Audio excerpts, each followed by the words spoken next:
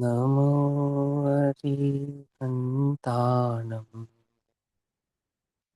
नमो सिद्धाणं नमो आयरीयाणं नमो अध्यायाणं नमो लोये सवसाहुणम्।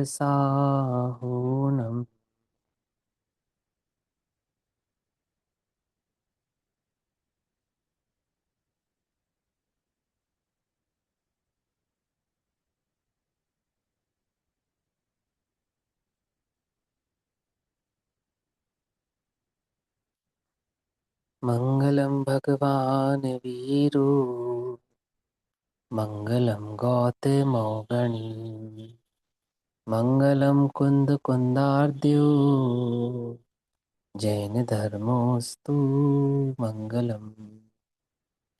सर्वमङ्गल्यमाङ्गल्यं सर्वकल्याणिकारकं प्रधानां सर्वधर्माणां जैनं जयतु शासनम्।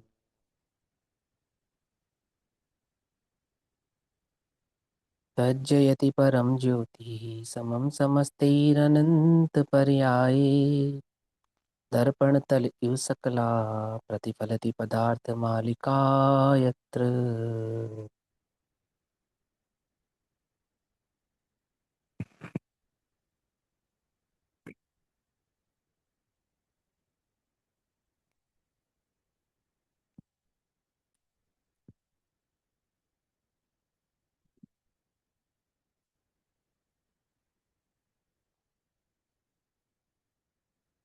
हमारे रात्रिकालीन स्वाध्याय का विषय चल रहा है श्री अमृतचंद्र देव द्वारा रचित पुरुषार्थ सिद्धि उपाय।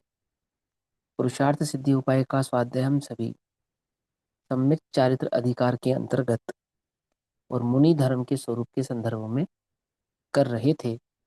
और मुनि धर्म के स्वरूप के अंतर्गत आचार्य देव हमको समझा रहे हैं कि रत्नत्रय में जो निश्चय रत्नत्रय है वो अबंध रूप है और जो व्यवहार रत्नत्रय है वो बंध रूप है। तो वो व्यवहार रत्नत्रय बंध रूप किस प्रकार से है उसका उपदेश यहाँ पर हमको दे रहे हैं। श्लोक 221 221 नंबर का श्लोक है और 266 266 नंबर का पेज है।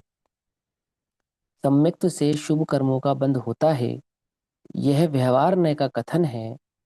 इस विषय को स्पष्ट करते हैं और 221 नंबर का श्लोक कहते हैं।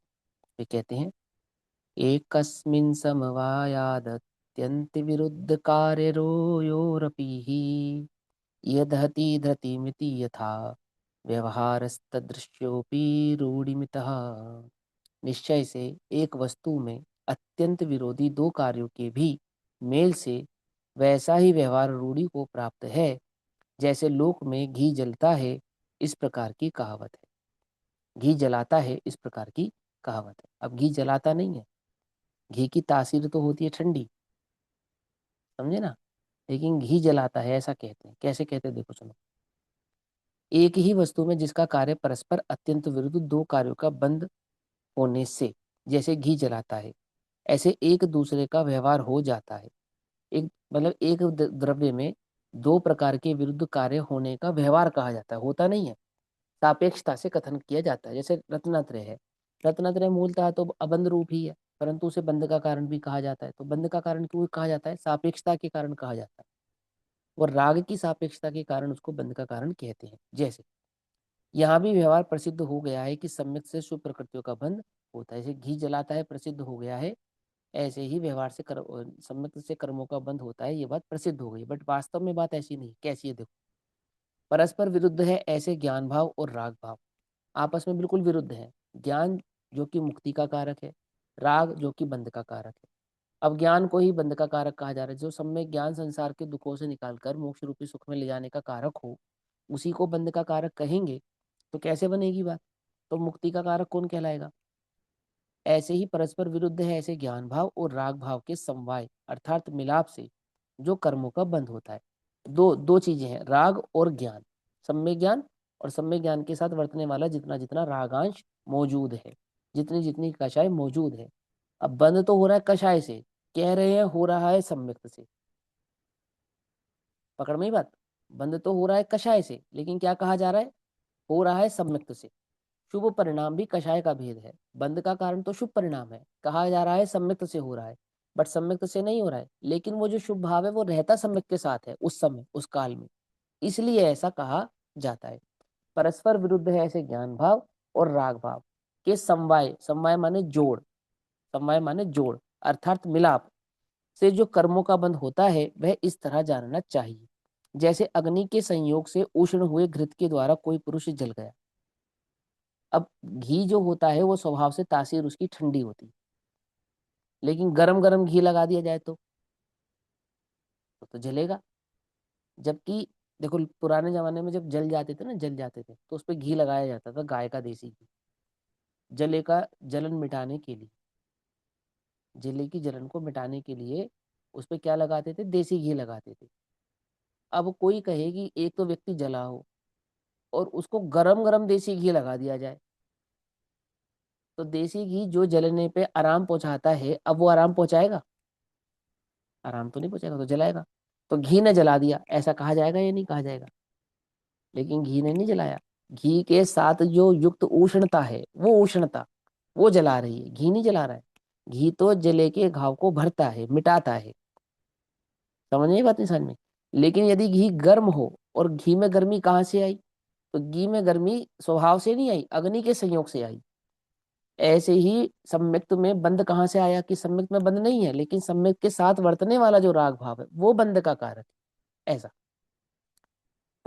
जैसे अग्नि के संयोग से उष्ण हुए घृत के द्वारा कोई पुरुष जल गया, वहां यद्यपि जलाने का स्वभाव घृत का नहीं है, जलाने का स्वभाव घी का नहीं है, अग्नि का ही है, परंतु फिर भी उन दोनों के संयोग से लोक में ऐसा कहा जाता है कि घृत ने शरीर को जला दिया। उसी प्रकार सम्यक्त और राग भाव इन दोनों के मिलाप में यद्यपि बंध का कारण तो राग ही है, परंतु सम्यक्त नहीं, फिर भी व्यवहार रूढ़ी से ऐसा प्रसिद्ध है कि रत्नत्रय इंद्र अहिमिंद्र आदि शुभ बंध का कारण है, और सम्यक्त से शुभ प्रकृतियों का बंध होता है। भावार्थ, जैसे अग्नि और घृत दोनों का परस्पर विरुद्ध कार्य, घृत का काम तो पुष्ट करने का है और अग्नि का काम जलाने का है। घी तो जलाता नहीं है, परंतु ऐसा कहा जाता है कि घी जलाता है। उसी प्रकार सम्यक का काम कर्मबंध कराने का नहीं है, फिर भी आत्मा में सम्यक और राग भाव दोनों के संबंध से ऐसा कहा जाता है कि सम्यक से कर्म का बंध होता है। इसीलिए लोक में व्यवहार भी ऐसा होता है कि सम्यक से शुभ कर्मों का बंध होता है, रत्नात्रय से मोक्ष का लाभ होता है। ठीक है ना, ऐसा कहा जाता है। विचार करने से ज्ञात होगा कि जलाना घी का लक्षण नहीं है, वह तो अग्नि का ही लक्षण है। किंतु दोनों का परस्पर संयोग हो जाने के कारण यदि यह कह दिया जाए कि अमुक पुरुष घृत से यानी घी से जल गया, तो कोई दोष नहीं है, क्योंकि यह बात सारगर्भित ही है कि वह घी जलाता नहीं, घी में जो उष्ण परिणाम है वही जीव को जलाता है। उसी प्रकार एक पुरुष ने ज्ञान धारा और अज्ञान राग धारा दोनों एक ही समय में चल रही है, वहां बंध का कारण तो राग आदि रूप अज्ञान धारा ही है, ज्ञान धारा बंध का कारण नहीं है। तो है ना, कल बताया था ना, ज्ञान धारा, राग धारा, कर्म धारा, कर्म बंध धारा, है ना, कर्म फल धारा, है ना। फिर भी दोनों का संयोग होने के कारण सम्यक्त को शुभ बंध का कारण कह दिया जाए तो दोष नहीं है। ऐसा व्यवहार इस लोक में प्रसिद्धि को प्राप्त हुआ है। रत्नात्रय से तो मोक्ष का ही लाभ होता है, ऐसा 222 नंबर का श्लोक कहते हैं। सम्यक्त बोध चरित्र लक्षणो मोक्ष मार्ग त्येषः मुख्योपचार रूप प्राप्यति परम पदम पुरुषम। इस प्रकार पूर्व कथित निश्चय और व्यवहार रूप सम्यक दर्शन, सम्यक ज्ञान और सम्यक चारित्र लक्षण वाला जो मोक्ष का मार्ग है, वह आत्मा को परमात्मा का पद प्राप्त करवाता है, अर्थात अबंध पद को प्राप्त करवाता है। सम्यक दर्शन, सम्यक ज्ञान और सम्यक चारित्र, इन तीन स्वरूप ही मोक्ष मार्ग अर्थात निर्माण का मार्ग है। सम्यक दर्शन ज्ञान चारित्राणी मोक्ष मार्ग। और यह मोक्ष मार्ग निश्चय और व्यवहार के भेद से दो प्रकार का है, और यही आत्मा को मोक्ष पहुंचाता है। अब मोक्ष मार्ग दो प्रकार का नहीं है, मोक्ष मार्ग का निरूपण दो प्रकार का है। ऐसा वो निरूपण जो है वो मोक्ष मार्ग यानी वास्तविक रत्नत्रय की ओर पहुंचाता है, अर्थात मोक्ष की ओर ले जाने वाला है। निश्चय रत्नत्रय तो मुख्य है और व्यवहार रत्नत्रय उपचार रूप है। उपचार रूप है अर्थात उसमें गर्भित है, उसमें गर्भित है। ये दोनों ही मोक्ष के मार्ग हैं और जीव को परम पद की प्राप्ति करवाते हैं। व्यवहार में निश्चय गर्भित नहीं है, परंतु निश्चय में व्यवहार गर्भित है, इसमें अंतर समझना है ना। कोई समझे व्यवहार में निश्चय गर्भित है, तो ऐसा नहीं। निश्चय में व्यवहार गर्भित होता है, व्यवहार में निश्चय गर्भित होता नहीं है। माँ के गर्भ में पुत्र होता है, पुत्र के गर्भ में माँ नहीं होती। समझ में आई बात? अंतर समझ में आ रहा है नहीं आ रहा है? ऐसा यह दोनों ही मोक्ष के मार्ग है और जीव को परम पद की प्राप्ति करवाते हैं। अर्थात निश्चय मोक्ष मार्ग साक्षात मोक्ष मार्ग का साधक है तथा व्यवहार मोक्ष मार्ग परंपरा से मोक्ष मार्ग का साधक है, अथवा व्यवहार मोक्ष मार्ग निश्चय मोक्ष मार्ग का कारण है, ऐसा कहा जाता है। अब परमात्मा का स्वरूप कहते हैं, वो परमात्मा पद जिसकी वह प्राप्ति कराता है वह रत्नत्रय, उस परमात्मा का स्वरूप कैसा है, ऐसा 223 नंबर के श्लोक में कहते हैं। नित्यमपि निरुपलेपः स्वरूप व्यवस्थितो निरुपघातः गगनमिव परम पुरुषः परम पदे स्फुरति विशदतमः। हमेशा कर्म रूपी रज के लेप से रहित, हमेशा माने नित्य ही, जो कर्म रूपी रज के लेप से रहित है अर्थात आठों कर्मों से रहित हैं और अपने अनंत दर्शन अनंत ज्ञान अनंत स्वरूप में भले प्रकार से स्थित हैं, ऐसे उपघात रहित और अत्यंत निर्मल, उपघात रहित मतलब घातीय कर्मों से रहित और अघातीय कर्मों से रहित, उपघात रहित और अत्यंत निर्बल परमात्मा आकाश की भांति लोक शिखर स्थित मोक्ष स्थान में प्रकाशमान होते हैं। आकाश की भांति मतलब निर्लेप हैं आकाश से, ऐसे कहते हैं ना, जैसे आकाश का कोई रंग नहीं होता, ऐसे अरस अगंध अरूपी वे मोक्ष स्थान पर विराजमान होते हैं। सदा काल कर्म मल रहित निज स्वरूप में स्थित घात रहित अत्यंत निर्मल ऐसे परमात्मा सिद्ध परमेष्टि हैं, वे मोक्ष में आकाश के समान दीप्यमान रहते हैं। जैसे आकाश ऊपर विराजमान है ना, उर्दू उर्दू, ऐसे मोक्ष में वे उर्दू भाव से विराजमान रहते हैं। पुरुष नाम जीव का है और परम पुरुष नाम परमात्मा सिद्ध भगवान का है। जिद के जीव के निर्मल सिद्ध स्वरूप का नाम परमात्मा पद है। संसारी जीव तो नर नारकादि चार गतियों में अपनी आयु प्रमाण थोड़े काल तक ही रहते हैं, परंतु सिद्ध भगवान मोक्ष में सदा अनंत काल तक विराजमान रहते हैं। संसारी जीव तो कर्म मल से संयुक्त होने के कारण मलिन है, परंतु सिद्ध भगवान तो कर्म मल से रहित होने के कारण परम निर्मल है। और संसारी जीव पाप पुण्य रूपी लेप से लिप्त है, परंतु सिद्ध भगवान तो आकाश के समान निर्लेप हैं। और संसारी जीव विवाह परिणति के योग से सदा देहादि पर रूप ही रहते हैं, परंतु सिद्ध भगवान तो सदा निज रूप में ही विराजमान होते हैं। और संसारी जीव जीवों का घात करते हैं तथा दूसरों जीवों के द्वारा स्वयं भी घाते जाते हैं तथा अपने राग द्वेष परिणामों के कारण अपना घात करते हैं, परंतु सिद्ध परमेष्टि ना तो किसी का घात करते हैं, ना किसी के द्वारा घाते जाते हैं और ना ही अपने ही घात को प्राप्त होते हैं। ऐसे सिद्ध भगवान अखंड निर्लेप निर्बाध अविनाशी निर्मल निज रूप से स्थित सदा काल परम पद अर्थात मोक्ष में ही विराजमान रहते हैं। उनका ध्यान कर भव्य जीव परम पद को प्राप्त होवे, ऐसी मंगल भावना यहाँ पर भाई। अब सिद्ध भगवान का स्वरूप स्पष्ट करते हैं।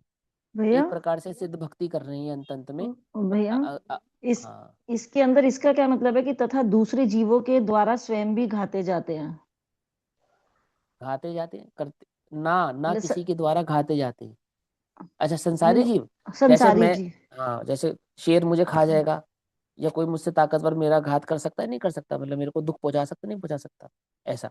और मैं किसी को दुखी कर सकता हूँ, लेकिन सिद्ध भगवान को कोई दुखी नहीं कर सकता, वे किसी को दुखी नहीं करते और स्वयं भी दुख को प्राप्त होते नहीं है, ऐसा है ना। एक प्रकार से सिद्ध भक्ति चल रही है, ये ग्रंथ के अंत अंत में सिद्ध भक्ति के स्वरूप में सिद्ध भगवान के स्वरूप की चर्चा यहाँ पर चल रही है। अब कहते हैं सिद्ध भगवान का स्वरूप स्पष्ट करते हैं और 224 नंबर का श्लोक कहते हैं। कृत्य परम पदे परमात्मा सकल विषय विषयात्मा परमानंद निमग्नौ ज्ञानमयो नंदती सदैव। नंदती आनंद के संदर्भ में ज्ञान का सदैव आनंद लेते हैं, ऐसे वे सिद्ध भगवान हैं। कृत्य अर्थात कुछ भी करना बाकी नहीं रहा है जिनको। कृत्य समस्त पदार्थ जिनके विषय हैं, अर्थात सर्व पदार्थों की जो ज्ञाता हैं, विषयानंद से रहित हैं, ज्ञानानंद में अतिशय मग्न हैं और ज्ञानमय ज्योति रूप मुक्त आत्मा सर्वोच्च मोक्ष पद में निरंतर ही आनंद रूप से विराजमान हैं, ऐसे वे सिद्ध भगवान हैं। सिद्ध भगवान को कोई काम करना शेष नहीं रहा, तो कृतकृत्य हो गए, कोई कार्य करना शेष नहीं रहा। वे सकल पदार्थों को अपने ज्ञान के विषय करने वाले अर्थात सर्व विषय विकार से विरक्त, परम सुख में निमग्न और केवल ज्ञान सहित हैं, परम पद अर्थात मोक्ष में सदाकाल आनंद करते हैं। संसार के अर्थात चतुर्गति के जीवों को अनेक कार्य करने की अभिलाषा है, अनेक प्रकार की इच्छाएं हैं, इसलिए कृतकृत्य नहीं है। इच्छा ही कृतकृत्यता का नहीं होने का आधार है, और वो इच्छा से रहित हो गए ना, इसलिए कृतकृत्य हो गए। सिद्ध परमेष्टि को कोई काम शेष नहीं रहा, इसलिए कृतकृत्य हैं। जगत के जीव परम पद से अर्थात मोक्ष से विमुख हैं और अपद में स्थित हैं। अपद है ना, और सिद्ध भगवान पद में स्वपद में स्थित हैं, और सिद्ध भगवान अपद से रहित और परम पद में मोक्ष में विराजमान है। वो पद क्या है? वो ज्ञान, उनका ज्ञानानंद वह उनका पद है। संसारी जीव विषय विकार सहित है और सिद्ध परमात्मा विषय विकार से रहित हैं। संसारी जीव अनेक शरीर धारण करते हुए दुखी ही रहते हैं, दुखी हो रहे हैं, और सिद्ध परमेश्वर मन वचन काय से रहित परम आनंद में लीन है। संसारी जीव अनादि काल से अज्ञानमय है और सिद्ध भगवान ज्ञानमय है। संसारी जीव आराधने योग्य नहीं है, किंतु सिद्ध भगवान आराधने योग्य हैं, इत्यादि अनंत गुणों से सहित विराजमान, ऐसे वे सिद्ध भगवान। अब जैन नीति अथवा नय विवक्षा, जो जैन दर्शन में वस्तु का स्वरूप मोक्ष मार्ग समझाया गया है, निश्चय और व्यवहार रत्नात्रय का जो स्वरूप इस पुरुषार्थ सिद्धि उपाय ग्रंथ में कहा गया है और अन्य जगह कहा गया है, अन्य ग्रंथों में भी कहा गया है ना, तो वो जो कहा गया है, वो जो मोक्ष मार्ग का स्वरूप कहा गया है निश्चय से और व्यवहार से, उसकी नीति को समझाते हैं कि जैन नीति अथवा नए विवक्षा के विवक्षाओं के साथ ही मोक्ष मार्ग का प्रतिपादन हुआ है। वो जैन नीति और विवक्षा है, कहते हैं 225 नंबर के श्लोक में, एकेनाकर्षन्ति शलथयन्ति वस्तु तत्त्वमितिरेण अन्तेन जयति जैनी नीतिर्मंथनान तेत्रमीव गोपी। दही की मथनी की रस्सी को खींचने वाली। पुराने जमाने में बड़ा मटका होता था, उसमें मलाई दूध या दही जमा कर लेते थे, उसमें एक मथनी होती थी, एक रस्सी बंधी होती थी, तो ऐसे ऐसे खींचते थे, तो एक रस्सी पीछे होती थी तो एक आगे जाती थी, एक आगे जाती थी तो एक पीछे होती थी, ऐसे आगे पीछे करते थे ऐसा। तो वो निश्चय व्यवहार की गौण और मुख्य शैली को समझाएंगे यहाँ पर, मुख्य गौण को समझाएंगे, जैसे मथनी रस्सी से खींची जाने पर, और फिर क्या होता था, ऐसे ऐसे करने थे तो मक्खन निकलता था। तो ऐसे मुख्य गुण करने से क्या होता है कि आनंद की प्राप्ति होती है, यानी वस्तु स्वरूप समझ में आता है और वो रत्नत्रय प्राप्त होता है। दही की मथनी की रस्सी को खींचने वाली ग्वालिनी की तरह जिनेन्द्र देव की स्यादवाद नीति अथवा निश्चय व्यवहार रूप नीति वस्तु के स्वरूप को एक सम्यक दर्शन से अपनी तरफ खींचती है, दूसरे से अर्थात सम्यक ज्ञान से शिथिल करती है, और अंतिम अर्थात सम्यक चारित्र से सिद्ध पर्याय कार्य को उत्पन्न करने से सर्व के ऊपर वर्तती है। मैंने ऐसा बार बार घर्षण करने से मक्खन तैरने लगता है ना, तो ऐसा निश्चय व्यवहार का घर्षण करने से अर्थात मुख्य गुण करने से वस्तु के स्वरूप में भेद विज्ञान करने से वो सम्यक दर्शन रूपी मोक्ष मार्ग आदि भाव प्रकट होता है। दही की मथनी की रस्सी को खींचने वाली ग्वालिनी की तरह जो वस्तु के स्वरूप को एक अंत से अर्थात द्रव्यार्थिक नय से आकर्षण करती है, खींचती है, और फिर दूसरे पर्यायार्थिक नय से शिथिल करती है। मैंने द्रव्यार्थिक नय की दृष्टि करेंगे तो पर्यायार्थिक नय को गौण करेंगे, कभी पर्यायार्थिक नय की भी दृष्टि करेंगे तो द्रव्यार्थिक को गौण करेंगे। लेकिन ये मुख्य गुण कब तक करना? जब तक वो द्रव्यार्थिक नय का विषय भली प्रकार से समझ में ना आ जावे, तब तक करना। पर्यायार्थिक नय का काम है द्रव्यार्थिक नय के विषय को समझाना। पकड़ में ही बात। अब जब द्रव्यार्थिक नय का विषय समझ में आता है तो किसकी प्राप्ति होती है? द्रव्य स्वरूप की प्राप्ति होती है। तो यहाँ पे शॉर्ट में कह दिया कि निश्चय और व्यवहार की रस्सी को खींचा और निश्चय भाव समझ में आया और व्यवहार छूट गया, ऐसा। ठीक। तो क्या कहा? ग्वालिनी की तरह जो वस्तु के स्वरूप को एक अंत से अर्थात द्रव्यार्थिक नय से आकर्षण करती है, अपनी ओर खींचती है, और दूसरे पर्यार्थिक नय से छोड़ती है, शिथिल करती है, वह जैन मत में न्याय पद्धति जयवत की है, अर्थात वह जैन धर्म की नीति पद्धति है, न्याय पद्धति है। दही की मथानी की रस्सी को खींचने वाली ग्वालिनी की तरह जिनेन्द्र भगवान की जो नीति अर्थात नय विवक्षा है, वह वस्तु स्वरूप को एक नए विवक्षा से खींचती है और दूसरी नए विवक्षा से ढीला करती है। वह अंतेन अर्थात दोनों विवक्षाओं से जयवंत रहे। अर्थात निश्चय व्यवहार से ही जयवंत वर्तती है। कौन? वो जैन दर्शन की जो नीति है। वो सियादवाद भाव कैसा है? निश्चयात्मक और व्यवहारात्मक, द्रव्यार्थिक न्याय और पर्यार्थिक न्याय का विषय ही है, और द्रव्यार्थिक और पर्यार्थिक न्याय से ही सुरक्षित रहता है। भगवान की वाणी सियादवाद रूप अनेकांतात्मक है। वस्तु स्वरूप का निरूपण प्रधान तथा गौण न्याय की विवक्षा से करने में आता है। प्रधान माने मुख्य, गौण तथा गौण है ना, जो मुख्य नहीं है। जैसे कि जीव द्रव्य नित्य भी है और अनित्य भी है। द्रव्यार्थिक न्याय की विवक्षा से नित्य और पर्यार्थिक न्याय की अपेक्षा से अनित्य, यही न्याय विवक्षा है। इस श्लोक में यह बताया है कि शास्त्र में किसी स्थान पर निश्चय न्याय की मुख्यता से कथन है और किसी स्थान पर व्यवहार न्याय की मुख्यता से कथन है। जहाँ निश्चय न्याय की मुख्यता से कथन है वहां तो निश्चय न्याय ही ग्रहण कराना है, और जहाँ व्यवहार न्याय की मुख्यता से है वहां पे भी निश्चय न्याय को ही ग्रहण कराना है। ठीक है ना। व्यवहार इस का कार्य श्लोक है का निश्चय। इस श्लोक का जो पहला अन्वयार्थ है वो समझ नहीं आया, आप दोबारा बताएंगे एक बार? कौन सा? जैसे कह रहे हैं ना कि ग्वालिनी की तरह जिनेन्द्र भगवान की स्यादवाद नीति अथवा निश्चय व्यवहार रूप वस्तु, इसमें कब निश्चय का यूज कर रहे हैं, कब व्यवहार का? क्योंकि इन्होंने एक साथ लिख के लिखा है कि सम्यक दर्शन से अपनी तरफ खींचती है और दूसरे सम्यक ज्ञान से शिथिल करती है। हाँ तो फिर शिथिल करना इसमें माने छोड़ना। सम्यक दर्शन से खींचती है, सम्यक ज्ञान से शिथिल करती है का मतलब क्या है? सम्यक दर्शन प्रकट होता है तो सम्यक दर्शन कैसे प्रकट होता है? वो द्रव्यार्थिक न्याय का विषय सम्यक दर्शन या पर्यार्थिक न्याय का विषय सम्यक दर्शन? इसको छोड़ो, यहाँ बताओ ना। सम्यक दर्शन द्रव्यार्थिक न्याय को धारण करने से होगा या पर्यार्थिक न्याय को धारण करने से होगा? द्रव्यार्थिक न्याय से। हाँ, कि दोनों नयों से वस्तु को समझ के द्रव्यार्थिक न्याय की मुख्यता से होगा। दोनों नयों से वस्तु को समझ के द्रव्यार्थिक न्याय की मुख्यता से होगा और पर्यार्थिक न्याय की मुख्यता से नहीं होगा। माने गुण भेदों की दृष्टि से सम्यक दर्शन नहीं होगा और अभेद की दृष्टि से होगा। तो जब हम अभेद की दृष्टि करेंगे तो वहां गुण भेद की दृष्टि को छोड़ेंगे ना, या नहीं छोड़ेंगे? तो शिथिल करेंगे। वो भावार्थ में यही तो बात समझाई उन्होंने। देखो क्या कहा, इस श्लोक में यह बताया है कि शास्त्र में किसी स्थान पर निश्चय की मुख्यता से कथन है और किसी स्थान पर व्यवहार न्याय की मुख्यता से कथन है ना? ऐसा ही है ना। और वो निश्चय की मुख्यता से अभेद भाव को समझाना है, व्यवहार की मुख्यता से भी अभेद भाव को ही समझाना है। व्यवहार का कथन कब करते हैं? समय सारणी में कहा ना, जब निश्चय समझ में नहीं आता तो व्यवहार से कथन करते हैं। क्यों करते हैं? कि गुण भेदों के द्वारा उस अभेद वस्तु को समझाना आसान है, इसलिए करते हैं। मलेच्छ को मलेच्छ भाषा में समझाने के लिए ऐसा करते हैं। परंतु आर्य पुरुषों को तो मलेच्छ हो जाना नहीं चाहिए, है ना? ऐसे। परंतु उसका अर्थ यह नहीं है कि सच्चा धर्म किसी समय व्यवहार नहीं है और किसी समय निश्चय नहीं है। तो कैसा है? वास्तव में धर्म तो हमेशा निश्चय नहीं अर्थात भूतार्थ नहीं के विषय के आश्रय से ही होता है। अब मैं समझाता हूँ, सुनो। वास्तव में धर्म तो नयातीत होकर ही होता है, लेकिन नयातीत होने की जो शैली है वो निश्चय नय से होकर जाती है। इसलिए वह निश्चय नय की मुख्यता से धर्म की बात को समझाया और कहा जाता है। निश्चय को आर्यों की भाषा कहा और व्यवहार को मलेच्छ की भाषा कहा, है ना? मलेच्छ किसे? जिसे वस्तु स्वरूप समझ में नहीं आया है, समझने का प्रयास कर रहा है। और निश्चय किसको? आर्य किसको कहा? जिसे वस्तु स्वरूप समझ में आ गया है, जो वस्तु का अनुभव कर रहा है, योग्य है उसकी, है ना? ऐसा।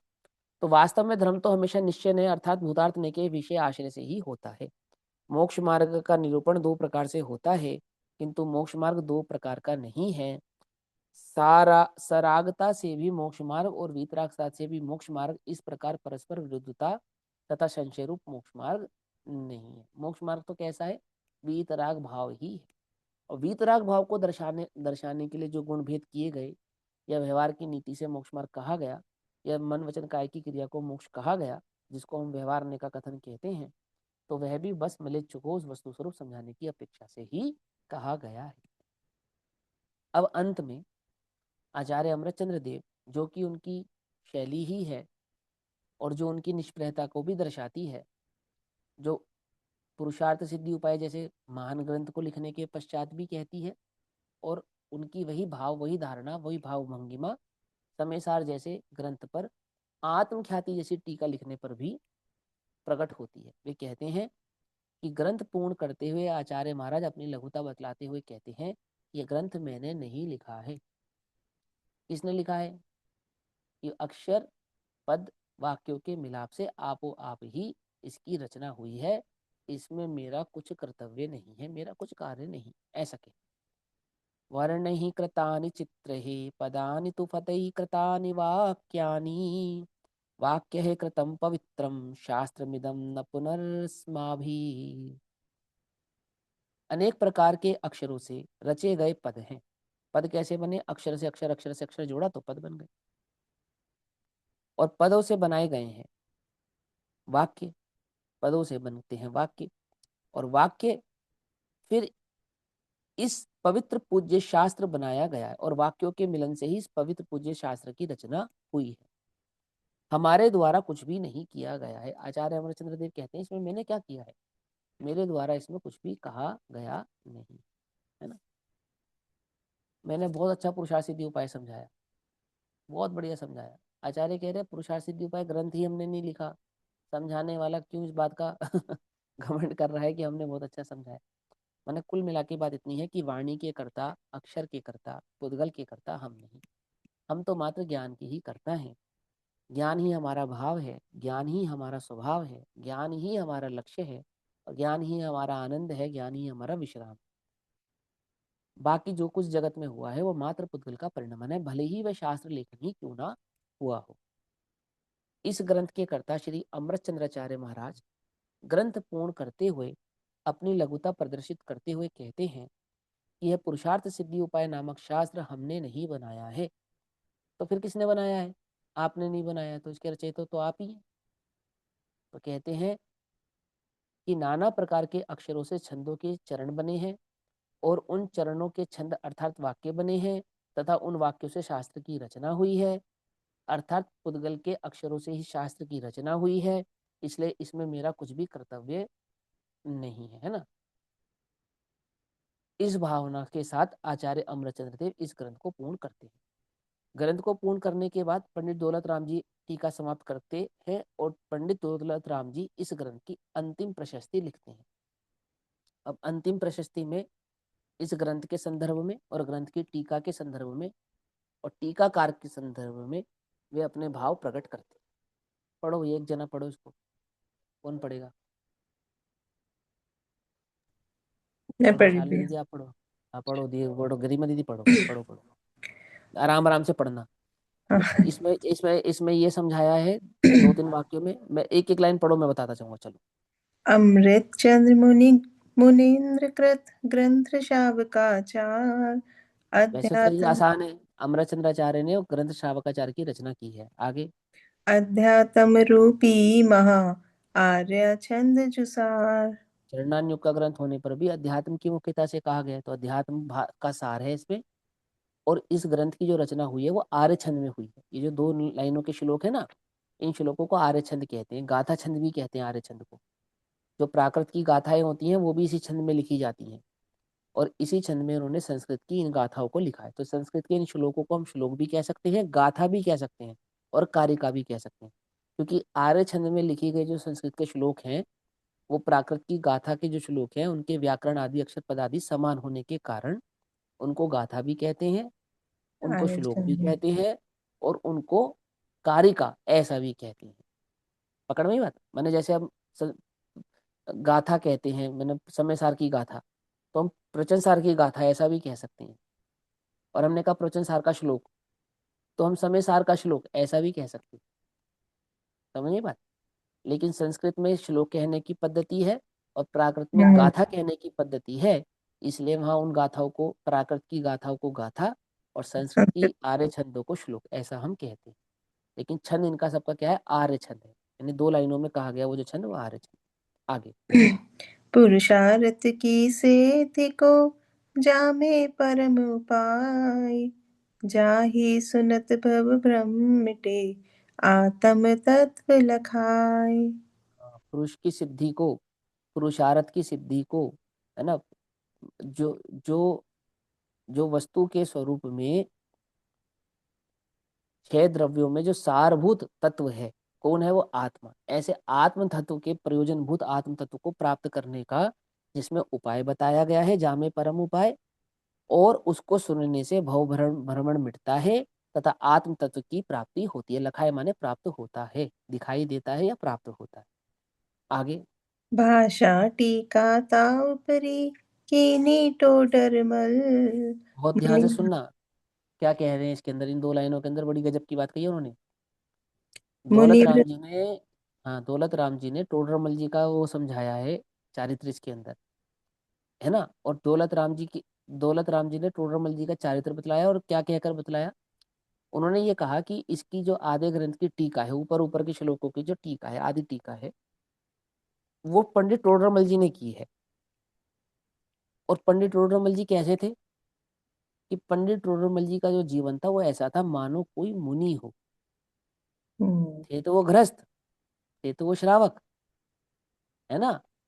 पंडित टोडरमल जी मोक्ष मार्ग प्रकाशक के रचयिता, वो जो क्रिया से धर्म नहीं मानते हैं, वो जो निश्चयभाषी व्यवहाराभासी उभयभाषी का प्रकरण लिखते हैं, वो जो कहते हैं कि शरीर से आत्मा का धर्म नहीं होता है, वो पंडित टोडरमल जी का जो जीवन था, जो चरित्र था, वो कैसा था। वो ऐसा था मानो कोई मुनि हो। क्या लिखा है। भाषा टीका ता ऊपरी कीनी टोडरमल, मुनिवर वृत्ति वाकी रही। मुनि के जैसी उनका जीवन, मुनि के जैसा उनका जीवन था। मुनिवर वृत्ति वाकी रही, ताके माही अचल। और अपने उस चरित्र में कैसे थे वे। चलते। अचल थे, अचल, अडिग, अर्थात निरतिचार उनका जीवन था, ऐसा कह रहे हो। उनका जीवन कैसा था, निरतिचार, कोई दोष नहीं था उनके जीवन में, निर्दोष जीव, ऐसा। आगे इसीलिए क्या उन्हें कहते हैं। आचार्य कल्प की उपाधि दी गई, इसलिए उन्हें। नहीं, आचार्य कल्प की उपाधि इसलिए नहीं मिली उन्हें। अच्छा। आचार्य कल्प की उपाधि तो उनको सम्यक ज्ञान चंद्रिका जैसी टीका लिखने के ऊपर मिली। जो सम्यक ज्ञान चंद्रिका टीका का जो कार्य पंडित टोडरमल जी ने किया ना, देखो आजकल क्या है, किसी को भी कोई भी उपाधि दे देते हैं, है ना। किसी को कोई उपाधि मिल रही, किसी को कोई उपाधि मिल रही। पहली बात तो जैन दर्शन उपाधियों का दर्शन ही नहीं है ना। इतिहास में दौलत राम जी भी हुए हैं, है ना। पंडित टोडरमल जी भी हुए हैं, और अन्य अन्य बनारसी दास जी भी हुए हैं, और ऐसे कई विद्वान हुए हैं, गुरुदेव भी हुए हैं, है ना। पर हमने गुरुदेव को तो कोई भाव विभोर होकर तीर्थंकर कह दे तो कह दे, पर हमने तीर्थंकर पद नहीं दिया उनको, है ना, ना उनको कोई उपाधि दी। गृहस्थों को आचार्यों की उपाधि मिल जाए, उपाध्याय की उपाधि मिल जाए, किसी की उपाधि मिल जाए, ये अपना कार्य नहीं है, ये अपने अपनी रीति नीति नहीं है। और कोई इसका अनुसरण करता है तो गलत करता है। तो भी एकमात्र पंडित टोडरमल जी ऐसे हुए जिन्हें आचार्य कल्प कहा। क्यों कहा कि पंडित आचार्यों के ज्ञान को विशेष कहा जाता है, महान ज्ञान कहा जाता है। द्वादशांग के पाठी आचार्य होते हैं, है ना। आचार्यों का जो ज्ञान होता है, उनकी जो लब्धि होती है, वो बड़ी विशेष लब्धियां होती हैं।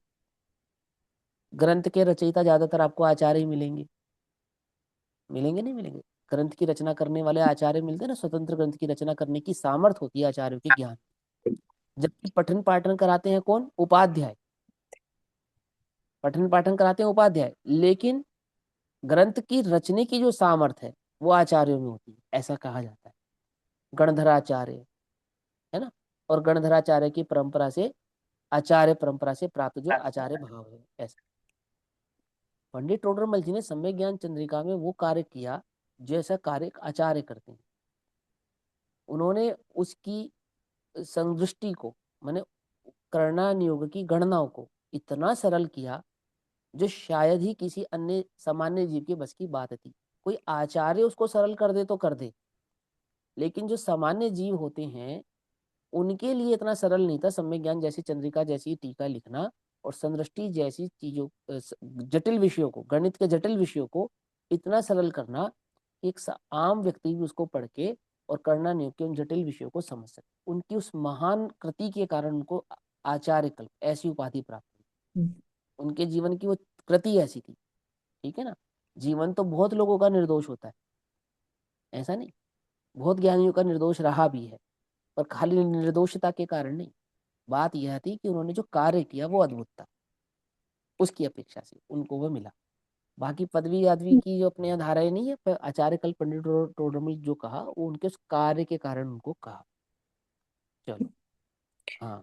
वे तो पर भव को गए जयपुर नगर मंझा।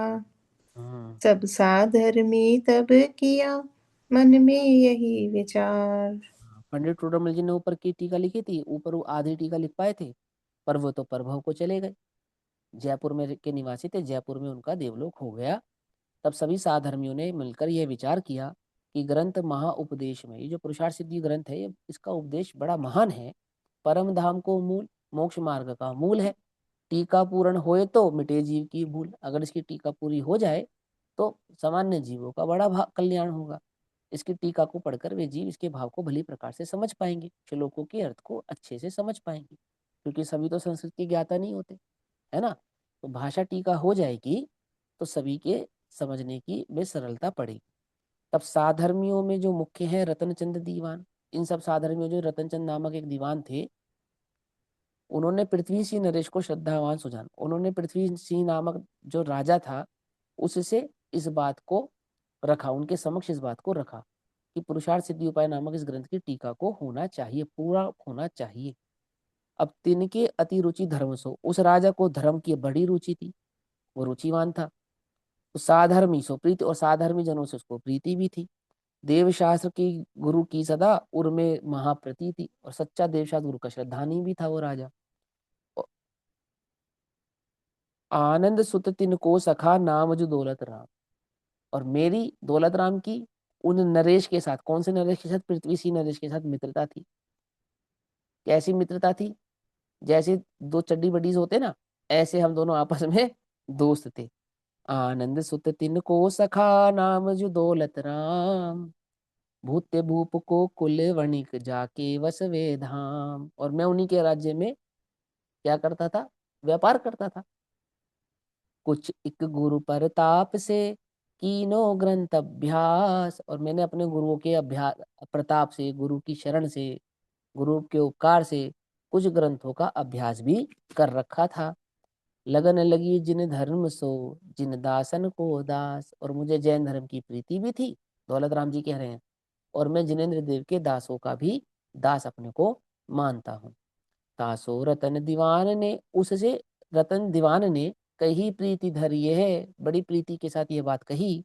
करिए टीका पूर्णा उर धरि धर्म स्नेह, अपने धर्म में, अपने चित्त में धर्म के भाव को धारण करके आप इस टीका को कृपया पूर्ण कीजिए। ऐसा प्रीति से, स्नेह से उनके समक्ष ये बात रखी।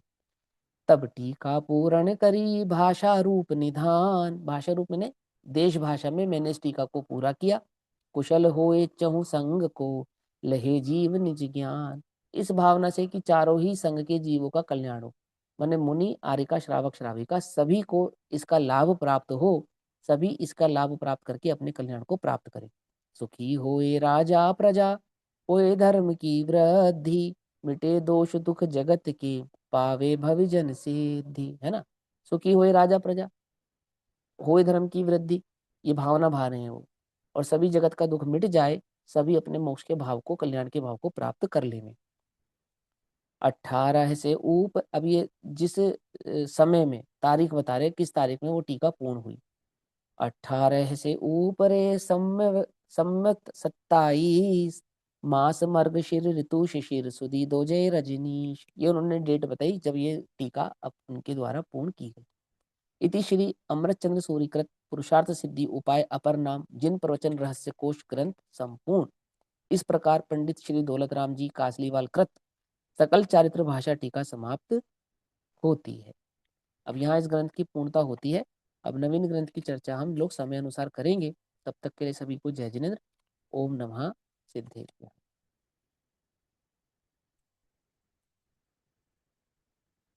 एक एक एक इसका श्लोक और एक इसका वो दोहा और पढ़ लो। सबसे अंत का पेज खोलो, बिल्कुल अंत का, और सबसे पहला दोहा पढ़ो उसका, बिल्कुल अंतिम पेज। ज्ञान गर्व मति मंदता, निठुर वचन उद्गार, रुद्र भाव आलस दशा, नाम पंच प्रकार। 5 कारणों से सम्यक का विनाश होता है। पांच पांच कारणों से ज्ञान का विनाश होता है। इन 5 कारणों से सम्यक का विनाश होता है। इन 5 कारणों से मोक्ष मार्ग का विनाश होता है। तुम चाहते हो ना तुम्हें मोक्ष मार्ग की प्राप्ति हो, ज्ञान की प्राप्ति, सम्यक की प्राप्ति हो, रत्नात्रय की प्राप्ति हो, सम्यक ज्ञान की प्राप्ति हो, तो 5 कारण तुम्हारे जीवन में नहीं होने चाहिए। यदि ये 5 कारण तुम्हारे जीवन में है तो तुम्हारे जीवन में ज्ञान दर्शन चारित्र का नाश हुए बिना रहेगा नहीं। कौन कौन से वो 5 कारण है? ज्ञान का अभिमान, थोड़ा भी ज्ञान हो जाए तो मैं उसका अभिमान होने लगता है, मैं कितना जानता हूँ। ज्ञान का अभिमान होने से ज्ञान का भी नाश होता है, चारित्र का भी नाश होता है।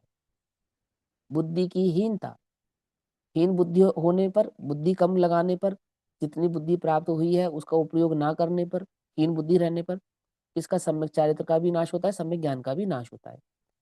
निर्दय वचनों का भाषण, अर्थात क्रोध भरे वचन, मान भरे वचन, माया भरे वचन, लोभ भरे वचन, कषाय युक्त जो वचन हैं, ऐसे युक्त वचनों का भाषण करने से ज्ञान और चारित्र दोनों का नाश होता है। क्रोध, परिणाम और प्रमाद, निरंतर क्रोध भाव बने रहना और प्रमाद यानी कि आलसी बने रहना, इन पांचों से सम्यक का घात होता है। किस सम्यक का घात होता है? सम्यक दर्शन, सम्यक ज्ञान, सम्यक चारित्र।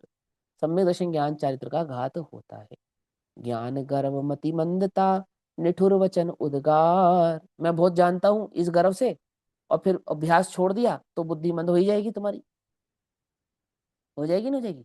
ज्ञान गर्व मति मंदता, निठुर वचन उद्गार, रुद्र भाव आलस दशा, नाम पंच प्रकार, नाश पंच प्रकार, ये इन पांचों से नाश होता है। किसका? ज्ञान दर्शन और चारित्र का। इसलिए हमें इन पांचों से बच के रहना चाहिए।